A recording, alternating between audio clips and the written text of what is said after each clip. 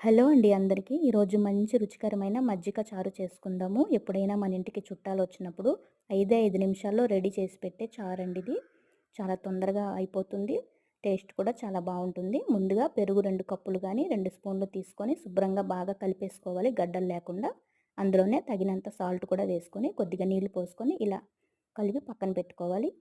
తర్వాత ఒక గిన్నెలో కొద్దిగా నూనె పోసుకొని, ఆవాలు, జీలకర్ర, పచ్చిశనగపప్పు వేసి బాగా వేయించుకోవాలి. ఇది వేగిన తర్వాత మనం సన్నగా కట్ చేసుకున్న ఉల్లిపాయ ముక్కలు, పచ్చిమిర్చి, ఎండుమిర్చి, కరివేపాకు వేసి కొద్దిగా సాల్ట్ వేసుకోవాలండి. కొద్దిగా సాల్ట్ వేస్తేనే పచ్చిమిర్చికి సాల్ట్ అనేది పడుతుంది. అలాగే చిటికెడు పసుపు కూడా అందులోనే వేసుకోవాలి. నూనెలో కలిసి శుభ్రంగా స్ప్రెడ్ అయిపోతుంది కదా! మనం మజ్జిగలో వేయగానే ఇలా కలర్ఫుల్‌గా ఉంటుంది. ఇలా తాలింపుని మనం చిలికి పెట్టుకున్న మజ్జిగలో వేసేసి శుభ్రంగా కలుపుకుంటే చల్ల చల్లని మజ్జిగ చారు రెడీ.